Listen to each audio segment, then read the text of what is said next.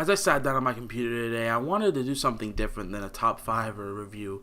I wanted to look into the future of 2019 since we're only in February and look at all the movies that are coming out in the future and why I think 2019 is the best year for movies we've had ever. It's not like any release order or anything. These are just movies that came to my head and as I was researching this.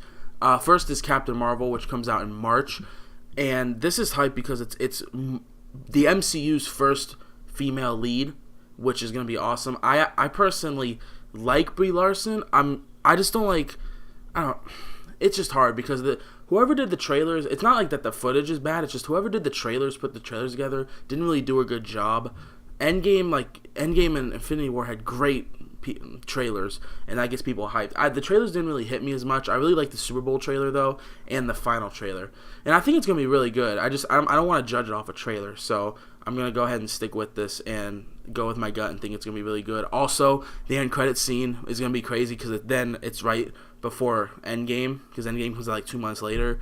So it's just going to be crazy, just all the hype in between that moment. Next one is, you think I was going to say Endgame, it was Lego Movie 2, which may come as a surprise. It actually comes out 2 days from now. Today's the 6th of February, it comes out the 8th of February. This might come as a surprise, but I really, really like the first Lego Movie. I've seen it a couple times. It can still make me laugh to this day. I love the ending with Will Ferrell, and I really hope the second one is really good. I've been hearing it's really good. I love Chris Pratt as a voice actor. I love the comedy. I love the animation. I just love everything about it, and I really hope it sticks to what made the first Lego Movie so good. The characters, the story, the funniness, and trailers have not let me down so far, so I really hope it pays off. Next is Endgame. Endgame is perhaps, I'm not going to say perhaps, besides Star Wars, the most anticipated movie of 2019, in my opinion and a lot of other people's opinions. Endgame, it's same with Infinity War. Everybody thought, at least a lot of people I talked to thought that after Infinity War, a lot less people were going to show up to Endgame than they did Infinity War. But I don't see how with the ending of Infinity War you cannot go see Endgame. You're just going to watch Infinity War and be like, I'm done. No, you still have this whole other story to tell. It's basically one movie split into two. The trailers, we have 2 trailers as of the making of this video. The one where Tony's in space, and then the Super Bowl trailer, which didn't show a lot. Both were amazing. Like I said when I was talking about Captain Marvel, they both show what I want to see. They don't show too much. And apparently they're only showing 20 minutes of the movie, which I'm really messing with.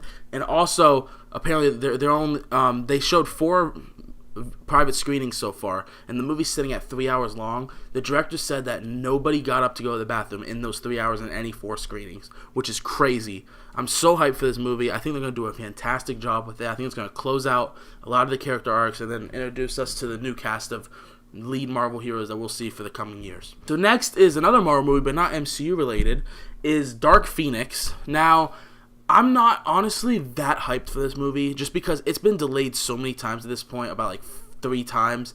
And they released a trailer. They said it was coming out in February 2019. And the next day after that trailer came out, they freaking changed the date to like June or wherever it is now. I think it's June or July. And you just keep pushing it back. The only reason I'm honestly going to see it is to see how they close it out, because obviously this is the last X-Men movie before Marvel fully takes over this property. And I really just like James McAvoy and Michael Fassbender, so I just want to see their performances. And I heard the test screenings were bad, unlike Endgame. I'm gonna go see it. I want to see it. I like Quicksilver also. Next is Toy Story 4. Now, this is weird because I don't think they should make a Toy Story sequel, but then again, Pixar is really good at making films. They've made a lot of films that have hit me dear in my heart, such as Up, and WALL-E hit me, surprisingly, because it was like a really like in your face, like this is what's gonna happen to humanity, you know? It's just like, whoa. But Up really hit me. Up's my favorite Pixar movie. And I love the Toy Story franchise. I personally think they should have ended it at 3 because they ended it so well with the girl getting the toys, but apparently it's a really good story. Tim Allen said he cried when he read his final line, and I really like them, so I really hope this is a good story. I think it is, but if any of the toys die, I swear. Next is, I don't know why I'm saying this after all this, but the final MCU movie to be coming out in 2019, which is Spider-Man Far From Home. This movie, I love Spider-Man, one of my favorite characters of all time. I loved Homecoming. Tom Holland's the best Spider-Man, no one at me. I loved him in Civil War. I loved him in Infinity War, even though he died. Man, Spider-Man, 2018 was not a year for Spider-Man. I mean, he died twice. He died in Into the Multiverse, and he died in freaking Infinity War. So it was not really the year. But I'm really hyped for this movie. I'm glad we're going to England because we've never really seen Spider-Man here. We're going to be seeing Mysterio. We're going to be seeing more of Nick Fury. They said that the beginning takes place 4 minutes after Avengers Endgame, which just makes you think, like, what the hell is going on? Like, what's happening? And I just can't wait to see him in that and an Endgame because we don't know what his role is in this at all. The next one is Lion King. Now, I love the original Lion King. I've seen it. I always tell people I didn't see it, but I'm pretty sure I did see it because I know so much about it and know like the whole story that I loved it. The music, one of the most iconic soundtracks of all time. The animation, they got the original voice actor. It's just all amazing. It looks really good. That one trailer gave me like chills every time I watched it. And James Earl Jones is Mufasa. He's back. Next is It 2. Now I'm not a fan of scary movies. Ask any of my friends, I will never see a scary movie. But It, I heard the reviews. I heard it was funny. I heard it was a little scary. There's a couple jump scares. They didn't get me that much, but I knew some of them. And I just like it because of the comedy. I like it because of the character development. I love Pennywise as like a villain. I don't know why. I just really like him. Or her. Apparently it's a her. I don't know. You know, never know. But I don't know. I'm really hyped for this. It's 27 years later. We're going to be seeing the It story in a modern setting, which is cool because in the other movie, it went from the 50s to the 80s. And this movie is going from the 80s to 20 teens. So I'm really hyped to see that and how Pennywise might use technology to his advantage, to get in our phone screens and stuff. Next is Star Wars Episode 9, which is weird because a lot of people forget that there's a Star Wars movie coming out this year. Because we had Solo last year, and it's been so long, you keep thinking like, oh my god, it was 8 the end? We keep forgetting about this because that I really polarized the community. I was a fan of it at the beginning, but the more I watched it, the more I just didn't really like it that much. I love Solo, I love Rogue One. Episode 7's great. But 8 was just whoa, and I really hope that he can bring it back with 9. I don't know why they didn't have J.J. Abrams do all 3. He should have. It's his story. He should have kept with it. Now Rian Johnson messed everything. I'm not going to go into that. That's a whole other topic for another video. But I'm hyped anyways. We're going to be seeing prequel, sequel, and original trilogy stuff from what the director and everyone's saying. I'm hyped to see that. I love the prequels. Sorry. A movie that was announced a couple months ago but kind of went under the radar now because they're still filming is The Joker. Now, the only thing about The Joker that I don't like is every time there's a new Joker, they automatically compare him to Heath Ledger, which I don't think they should do. Heath Ledger's going to and always will be the best Joker of all time. You heard it here first, and that might be controversial to some people. I think so. Jared Leto, he wasn't as good as Heath Ledger, not by a long shot, but I still appreciated him. I loved his version of the Joker because he wasn't trying to be like Heath Ledger's Joker. He was a totally different, like, mob boss type Joker from the comics. There's multiple iterations of the Joker. And Joaquin Phoenix is just such an amazing actor, and I've seen the behind-the-scenes footage. I think he's going to kill this role. I think he's going to be right up there with Ledger and Hamill, and I just can't wait to see this film. And I heard it ties into Dark Knight. I don't know. That's like a rumor, so it's probably not true. But either way, I'm going to be hyped to see this. Next one is Pikachu, Detective Pikachu. Now, I grew up playing Pokemon. I have like a book of cards, and I played all the games. I love it. Me and my friends used to trade cards in 4th grade and reading class, like without the teacher noticing. It's just really fun. Nothing will ever be going to like a Walgreens or something and getting a pack of Pokemon cards and just opening them. I don't know. I always had joy in that. I can't wait to see this movie. Ryan Reynolds is a national treasure. The animation looks great. All the Pokemon look great. It looks funny from what I've seen in the trailer. And I can't wait to get another trailer. I can't wait for this damn movie to come out. I forgot what it's coming out, like May or something. But I just can't wait.